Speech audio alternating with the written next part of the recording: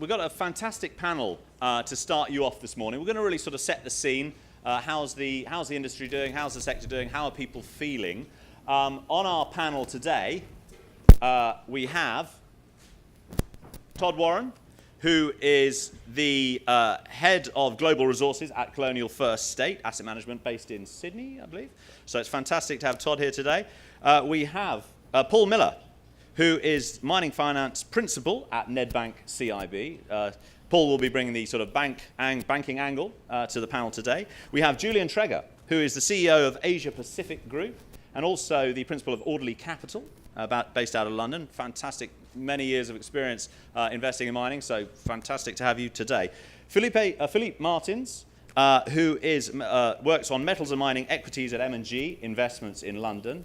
M&G, I've been chasing them for several years now to come and join the conference. It's fantastic to have Philippe here today. So looking forward to hearing from you. And at the end, we have Neil Gregson from JP Morgan. He runs the Global Natural Resources Fund at JP Morgan. So fantastic. We have some great panelists here. Peter Groskopf from Sprott is on his way here from the airport as we speak. He will be joining the gold panel a little bit later this morning. So don't worry, if you wanted to hear from Peter, he will be here joining the gold panel. But we have a fantastic lineup. So, gentlemen, we want to talk about where we are in the mining investment cycle. How did 2017 go? How do you see 2018 shaping up? Todd, you're sitting next to me. The joys of being position number one. Is that on? You good? Yeah, well, obviously, the cycle did have a bit of a renaissance come to the start of 2017, and it strengthened as the year went by, as you would well know. Albeit there were some strong areas of particular strength and some areas that just didn't participate. We've touched on a few themes just chatting out the back, and one of them was obviously that gold was a quite significant underperformer, at least in terms of the equities. There are probably a number of things we can touch on as to why that was, not least of which is, of course, the rise and perhaps fall of cryptocurrencies. And certainly in some markets, for example, Canada, we saw, the fund managers in the space seeing outflows and therefore not able to put money to work because the retail investor was taking money out of gold equities and putting it into crypto or pot stocks or whatever your sin. I think in terms of where we sit in the cycle, it's fair to say we like what we see in terms of the way it's setting up from a supply-demand perspective. There has been a dearth of investment that's gone into the sector in recent times, not just from people like ourselves, but also in terms of the companies not investing in their assets, because they either haven't got the capital or the market is telling them not to invest. So the supply crimp is real. On the demand side, it certainly feels like demand is remaining incredibly robust. So the balance feels like it's setting up quite well to us, albeit, as I say, with some caution around some of the moves we've had, certainly in the latter part of 2017. You mentioned that obviously crypto has taken a lot of interest away, and not particularly on the retail end of the market. Now that the crypto bubble has sort of, I think we can say burst, do you see money now flowing back into gold mining equities? There's certainly an opportunity. They certainly feel, well, compared to the rest of our sector, well and truly beaten up. I think, where we come at it, certainly those of us who are only investing in resources stocks, the thing to remember here is that it's not really us that moves the market. It's the generalist investor who comes and goes from the sector, and I think we're still to see that happen, to be honest. We've certainly, as far as I'm aware, we doesn't feel like there's a lot of generalist money in the sector just yet. And that's obviously a good thing. That means there is some money still on the sidelines still to be allocated to the sector. So there is perhaps an opportunity, certainly in gold as an underperformer, but I think broadly across the sector. But how is your sort of portfolio weighted between the different commodities? How much of it goes towards gold? How much towards base? How much towards maybe battery materials or something like that? Yeah, sure. we maintain a broadly diversified portfolio. We don't take a short-term view on commodities. We have our views in terms of the medium to long-term fundamentals as to how commodities set up, but in terms of the short term, in my view, it's a mug's game trying to predict which way commodities are going to go. So as far as our portfolio, we maintain, as I say, a diversified portfolio. Around about, I want to say 30% of our portfolio would be in gold and precious. We have energy in our portfolio as well, so we're around another 25% in energy. We're probably, sort of 25 in base, and then diversifieds make up the balance. And those, what about the battery materials, the things? Are you Sceptical. maybe come back to that? Yeah, we might circle back on that. I'm happy to talk to it. We don't have much exposure today. Okay, Neil, can we get you in sort of, obviously your similar sort of role to Todd, but obviously from London rather than Sydney. How's the mood in London at the moment in terms of where we are in the space? I think still fairly subdued and quite a lot of scepticism, and we have seen some inflows, about $30 million this year, but mainly from Asia. We are getting some institutional interest from the US actually, but more for inflation hedging through a mixture of commodities and resource equities. And it, as Todd was saying, it seems pretty much like a Goldilocks scenario where supply is tight, demand is pretty robust, and these large mining companies at spot prices can cash flow their own market cap over the next 5 years. Now, we'd be sort of probably think that that's probably not going to happen. They're probably not going to stay with this value over volume approach, and they won't give all that back through dividends and special dividends. So something will change at some point. So we sort of think we're mid-cycle-ish, but certainly see a lot of value. While the larger companies perhaps getting a little bit more fully valued and will need to be dragged up by rising commodity prices, seeing a lot of opportunities at the smaller explorer development end of the market, in the golds, but also elsewhere in mining and on the E&P side in oil. How early in the development, in the exploration development cycle, would you get involved? And is it getting earlier now that you're seeing more opportunity than that? Well, we've maintained the same approach even through the bear market, which was pretty painful for quite a long time. I think in oil and gas it's slightly different because we would, while we used to, we haven't for the last 4 or 5 years, go quite early in terms of colourful seismic. We sort of learned that actually if the stock price goes up before they drill, sell, because by the time they drill they usually miss. So we don't go that early on the oil side. They need to have production, and they could be putting that money back in the ground and funding their exploration. For a mining, I mean, we tend to sort of screen companies every month or so, but for mining exploration, what we like to see is a stock price that's probably gone up 500%, or the market cap's gone from 10 million to 50 or 100 million. So that alerts us that, okay, the market thinks that this company could be onto something. So we would want to see some drill holes in. So, things like, it wasn't called Oban Mining, but Cisco Mining, we and other investors, but we invested in that well before there was an official resource, similarly with Arizona Mining, and then obviously you've got some great discoveries like SolGold in Ecuador. So, but we limit, what we do is, if it's early stage, we'll only put 0.2% of the portfolio in it. So we can take the loss if we get it wrong, but if we get it right, these things will go up by a multiple, and then we usually add more as we get more and more drill results and improves. And we'll only have a maximum 15% of the portfolio in non-cash flowing companies. Right. And when you're looking at an exploration company, how much are you looking at just the results, or are you also looking at the management team and their kind of track record? Yeah, it has to be both. I think obviously even if management's great, they're not going to be able to manufacture great drill results. So, we have to believe in the asset. We have to believe that it can grow to be world class. So we're not particularly interested in something that might only ever produce 30 or 40,000 tons a year of copper or 30,000 ounces a year of gold. It has to hopefully become world class, and therefore, 9 times out of 10, these stocks get debt taken out, like Sirius in Australia, like Reservoir in Serbia, both of which we held. So, I mean, I've got a geologist on the team, but I'll have my own views as well. But being able to trust management and management with a track record and credibility, clearly very important as well. Fantastic. Philippe, let's move on to you. Also based in London, obviously. What's the feeling at M&G in Vanguard? Probably agree mid-cycle. As Neil said a couple of days ago, don't know which side of the middle, but we're positioned sort of base over bulks, mid to late cycle commodities, and we quite like gold on, say, a 2-3 year. A lot of tailwinds in the macro economy, anything from peak S&P valuations to absolutely every economy doing well.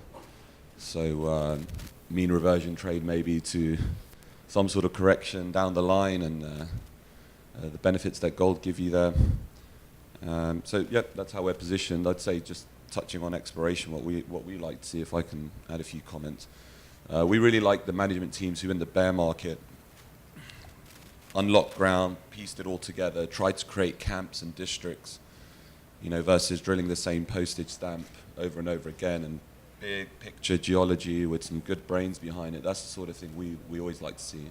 Obviously at a nice valuation, and we're happy to play the 3-5 year game and back credible geologists who do some good work. And any particular regions you like the look of? I mean, obviously you mentioned SolGold in Ecuador. Are you looking down there as well? I find it tough when it's jungle gold or jungle copper. A lot of people, projects usually take longer and cost a lot more. So I much prefer something in, like one of my favorite belts would be the Houndé belt in Burkina Faso. Oh, right. So good endowment, flat lying, easy access. They've built 10 mines there in the last decade. They've broadly come in on budget and on time. So a really nice camp that seems to be emerging and that delivers shareholders value. Right, fantastic. And at M&G, what's your role? Which portfolios do you look after? Well, I'm number 2 to Jamie Horvat, who's the lead PM there. So he runs the Vanguard Metals and Mining Fund, which is a mandate we do for Vanguard, and we also have the Global Themes Fund, which does all cap any sector really.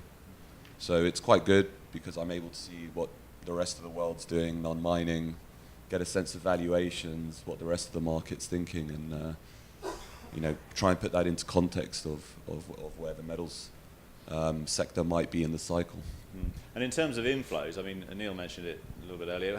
What appetite are you getting from institutions? So because ours is predominantly US money, I'd say it's we saw inflows last year, a few outflows here because of our weighting to gold, and I get the sense maybe some of the rotation into spicier cryptocurrencies and weed stocks, and we've probably seen people take profit on the back of this gold trade, but we're definitely seeing the whole reflation, a hedge against, say, a correction that may or may not happen, in 1 to 3 years, and there's more and more interest in gold, and we're getting definitely some inbounds from Asia, as Neil said, but.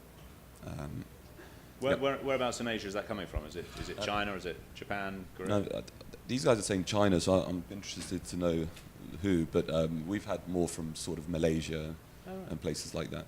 Interesting. Julian, let's bring you in at this stage. Your feelings. I mean, compared with previous cycles, how's this one shaping up? Well, I think we've clearly turned the bottom. It's more dangerous, but it's not dangerous yet. But it's going to be different for different commodities. So I think clearly like diamonds and uranium have significantly underperformed. On the other hand, you've got cobalt and lithium who've really done incredibly well.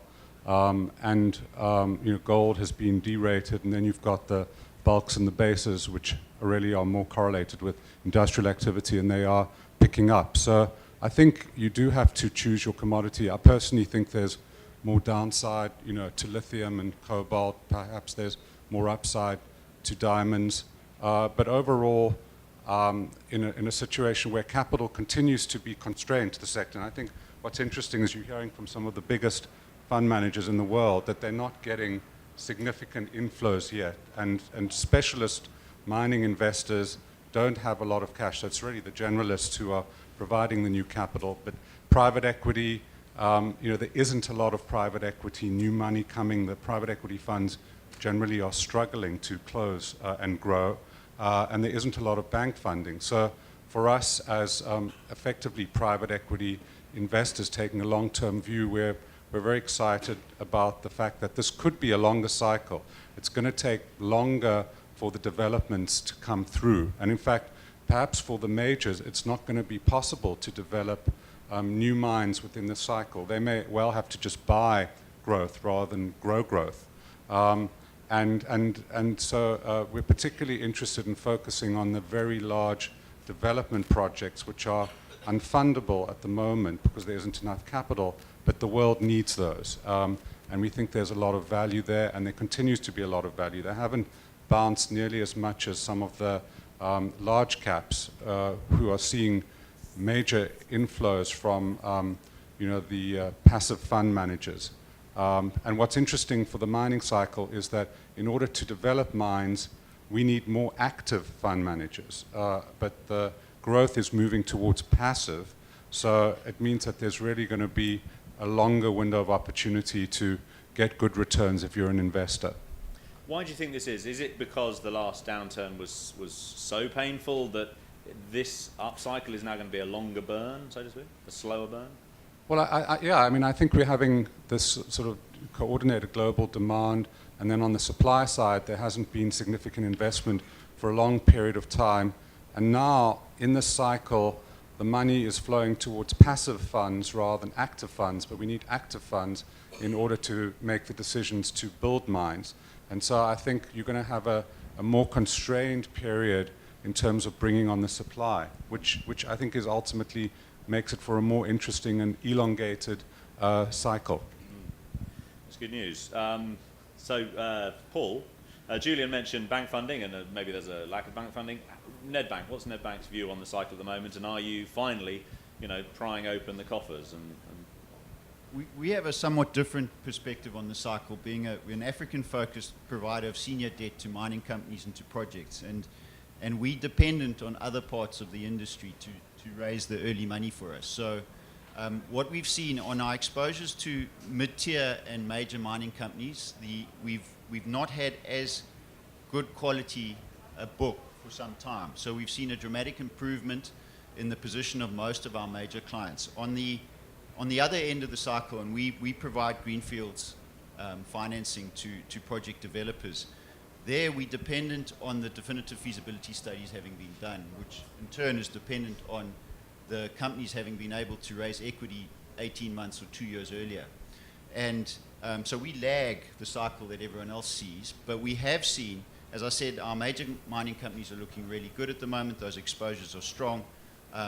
What we're starting to see is an uptick in the number of projects that we're putting on our pipeline, which means they're at pre-feasibility or busy with definitive feasibility studies.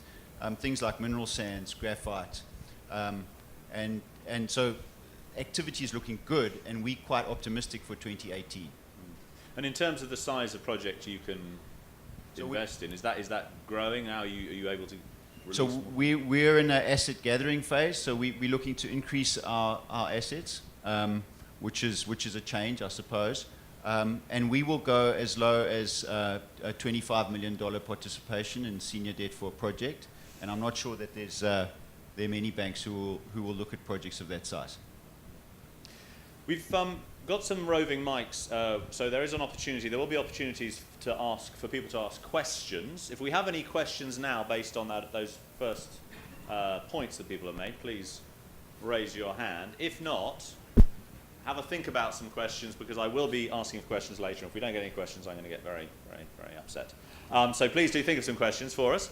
But several of our panelists there sort of talked about M&A, mentioned M&A, and every year we have a conference, people say, well, this year I think is going to be the year for M&A. It's time for these guys to sort of, But obviously, at the end of the last cycle, there were some big, high-profile M&As, and a lot of them went not so well, and big name CEOs were losing their jobs every week.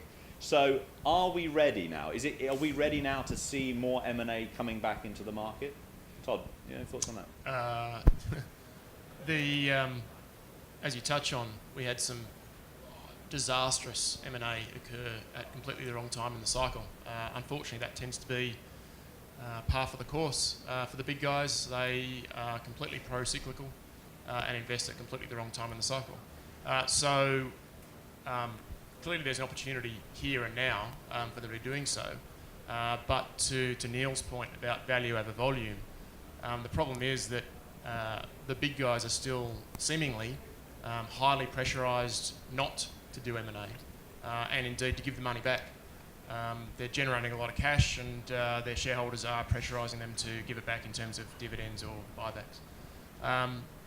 Should they be doing it? Yes, absolutely. And it's fair to say that it's whilst we've seen big pullbacks in the price of building new assets, I think it's fair to say that inflation is if it's not here, it's very close.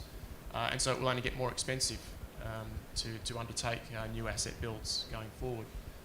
Equities are clearly given an opportunity. Perhaps we've had a reflation in the equities value themselves in recent times, but I think there is certainly an opportunity for the big guys to undertake M&A, and we would encourage it.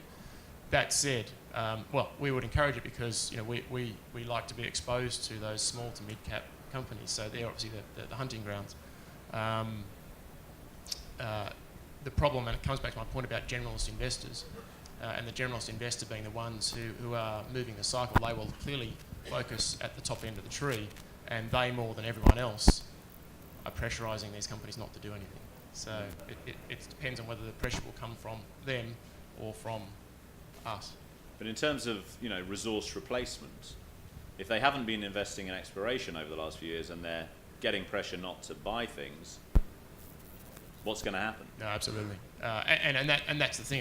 When you undertake M&A, you're not actually adding to the overall global resource that we have. So when it's cheaper for them to buy than build, you're not actually creating supply. So in effect, it has the potential to elongate the cycle from that perspective. Julian, do you have any thoughts on this? Well, I think we have seen a little bit of M&A coming from the large companies looking at taking stakes in like companies like Arizona Mining. But what you've got to take into account is the Rio, HP, and Anglo have just had effectively a change of chairman, and those chairmen some of them haven't joined yet, and they've got to settle down and do a strategic review.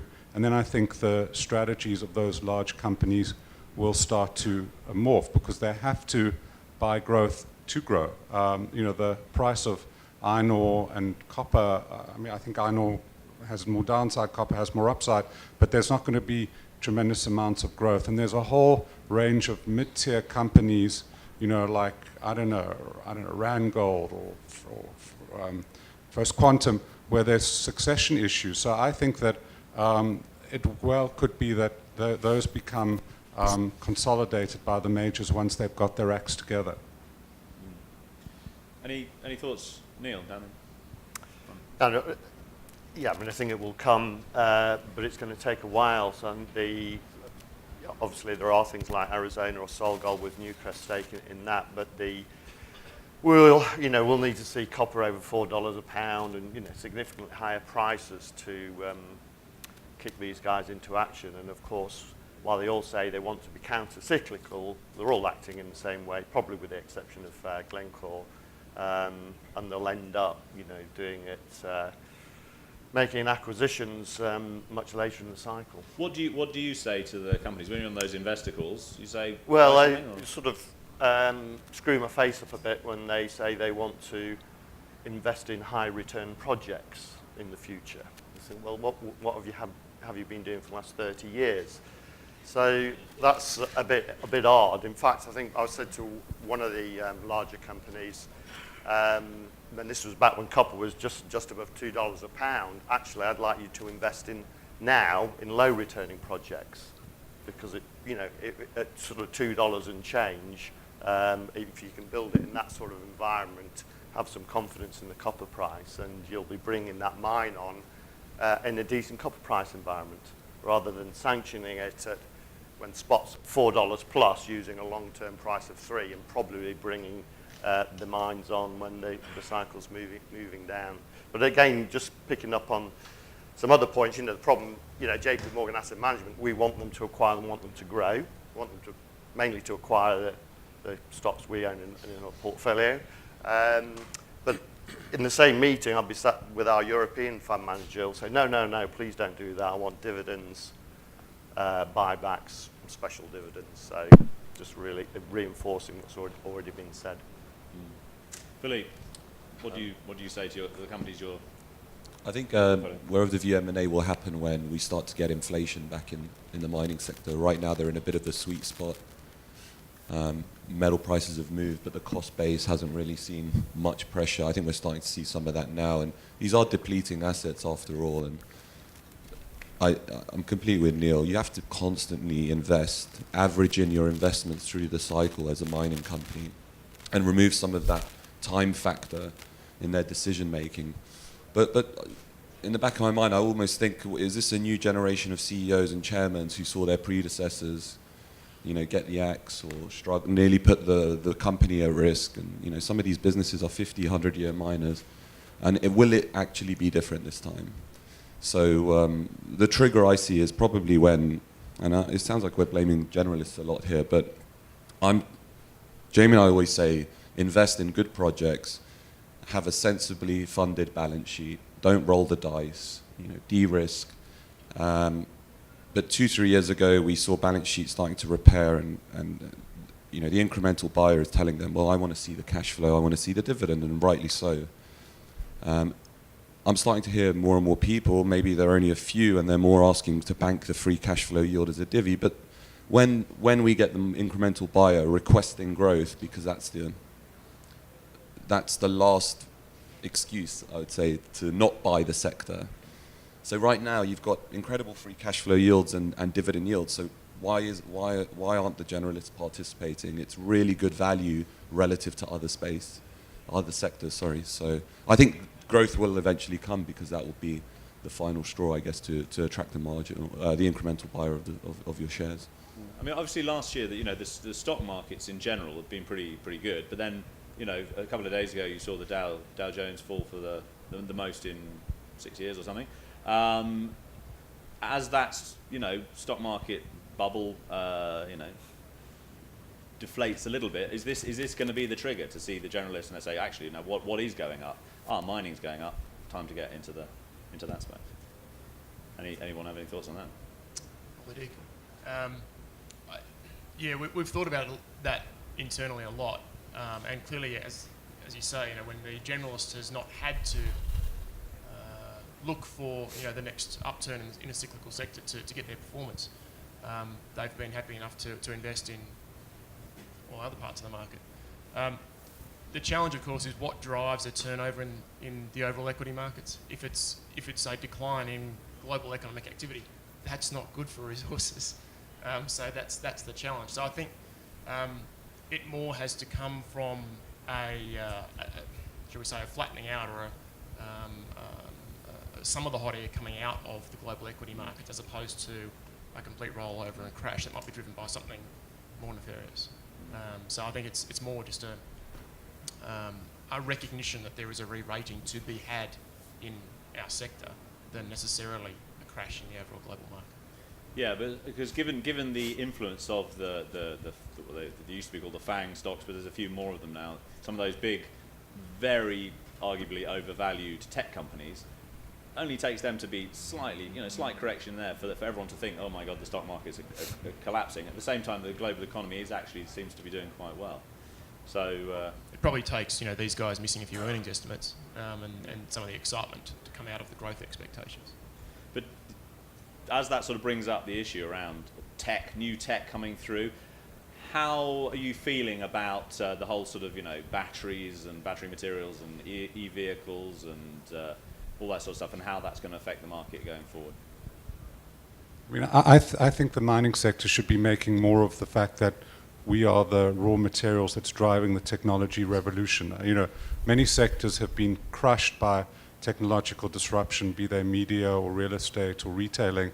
Actually, the mining sector extraordinarily is a beneficiary of technological change. And as one of the oldest professions, we are actually the spark for industrialization. And so I've been doing actually quite a lot of interviews recently with, I don't know, newspapers and magazines about the link between Bitcoin and blockchain and coal demand, and coal-powered cars, being Teslas in Southeast Asia.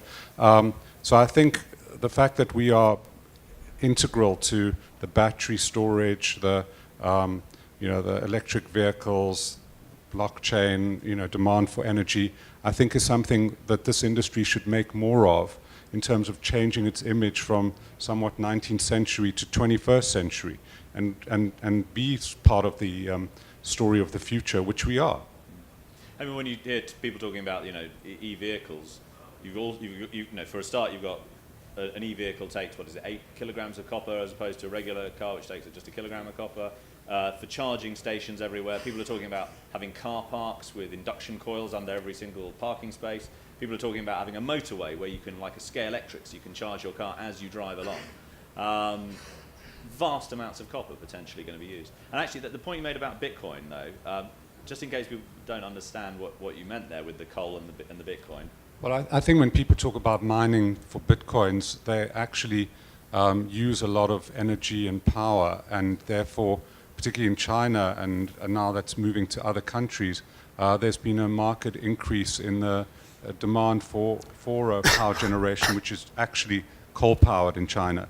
So the Bitcoin mining is leading to a more elevated thermal coal price than people expected. And there have been some statistics that the amount of energy being used in Bitcoin mining in China is the equivalent, I think, of all of South Africa's energy requirements.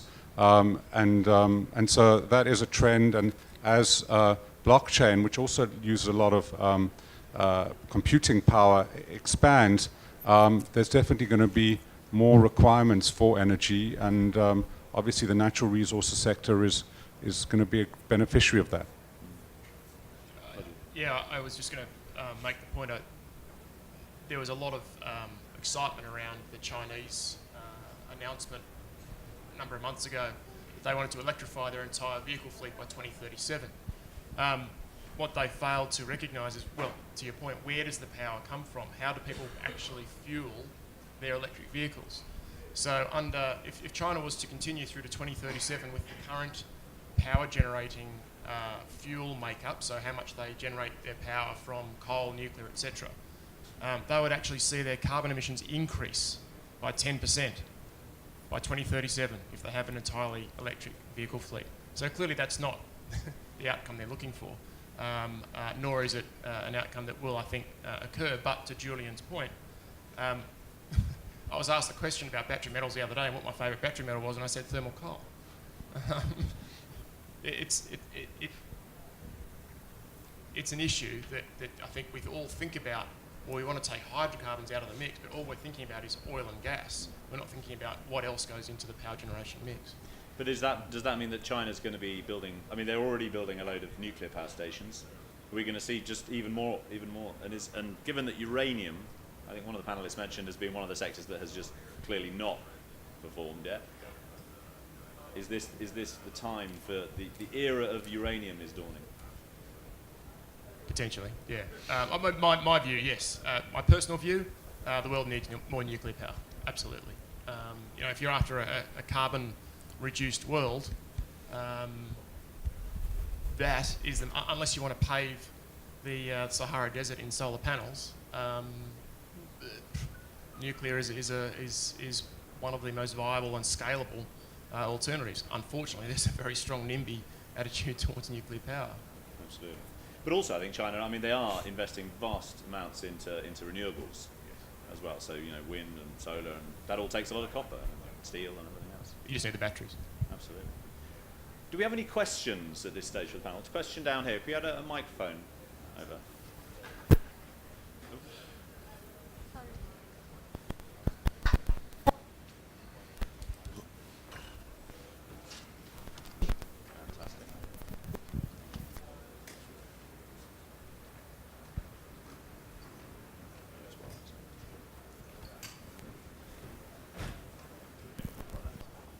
Hello.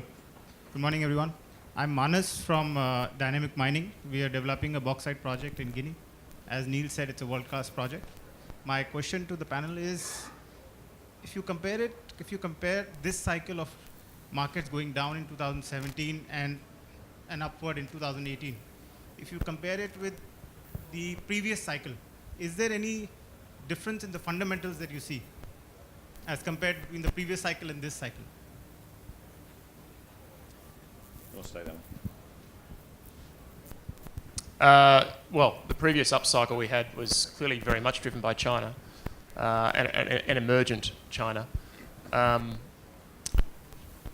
What we have this time around, and to the point that I think a few people have made here, is there seems to be the potential for a less boom-bust nature of this upturn, driven by sustained growth, more globally driven, as opposed to one dynamic force. And the supply side seems to be significantly constrained, and perhaps, I hesitate to say this, but perhaps some getting of religion on the supply side on the behalf of management teams. Time will tell, clearly. And of course, leopards don't necessarily change their spots, but I do hold hope that whilst we're not going to see the same massive uptick in the boom side driven by demand, that there is perhaps more of a more sustained uplift in this cycle. I would also make the point about China, that there is still seemingly a perspective about is China growing or not. China's changing, and what's coming out of China is what are the specific commodities that they are going to consume more of. And I think to Julian's point, iron ore is clearly an early stage commodity, and perhaps not as beneficial or going to benefit as much as perhaps some later cycle commodities like copper or the like. Perhaps just from our perspective as a regional bank focused on mining in Africa, in the previous cycle we'd often work literally for years on a project, only to have it bought out by a Chinese state-owned company or by a global major. And quite frankly, I'm quite pleased that doesn't seem to be happening yet, because we actually need mid-tier and smaller companies developing projects so that we can bank them. Because the global majors and the Chinese-owned state-owned companies don't need us. Although obviously last year, one of the biggest deals was China Moly buying the 10K project. It was built already. Any other questions? So a question in the middle here. Good morning. Good morning. Good morning. Hi. A broad question. Sorry, my name's Danny Keating. In the last cycle, obviously, it was super cycle. I think you're about to allude to it there, but held yourself back. And it's now a dirty word to sort of say super cycle. But I mean, we had 12, 15 years of phenomenal growth, phenomenal investment. So open question. Firstly, did we spend the money wisely in terms of exploration and development? If so, if it was yes, then end of question. But if not, what are we going to do better this time to get more value out of that exploration so that we have more of these projects that Paul needs to bank and you guys need to invest in? But what can we do better this time, or what did we do wrong the last time that maybe some of that money just was leaked or just didn't get spent properly? So what are your thoughts? Good question. I just sort of wonder with in terms of the overruns. I mean, if you go back to the sort of 80s, early part of the 90s, a lot of the big mining companies had a lot of in-house expertise. And gradually through the various cycles, they got rid of people and so just said we could keep outsourcing that. And I think that's part of led to the problems that they had when they came with these big capital bills that went way, way over budget. So I think obviously proper engineering and more accuracy around that. And then recognizing when you're getting into a strong inflationary environment, like Australia, where we had not only lots of iron ore capacity being built, but all the offshore oil and gas development as well. So you're paying, $250,000 a year for a truck driver for 1 week on, 1 week off. I don't know about the exploration side. I mean, it's difficult, I guess, from a statistical point of view, we know a lot of money can get spent and it goes through the cycles. What we do know is that there have been very few world-class discoveries that have been made over the last 10 years. And that clearly is going to be part of the mix in terms of leading to constrained supply down the road. So we'll need higher prices. Fantastic. Unfortunately, we are running out of time. We have run out of time, I think. But just as a last word, if you could just go down the line here, and if our panelists could tell us their favourite commodity for 2018, the one to watch, what would it be? One word, starting with Todd. On a one-year view, Yeah. This year, 2018, what's going to be the best performing? cobalt. Cobalt. No favourites here, but if the studies come in, you know, and they stand up, we'll look seriously at banking them. Fantastic. I mean, I agree. I think cobalt could be squeezed much higher before it collapses. Not on. Yeah, I agree. Cobalt's a trade, but probably like zinc, it's got the best excuses to remain high or trade, Right. or not trade down on any pullback because supply's so squeezed. Uranium. Uranium. You heard it here.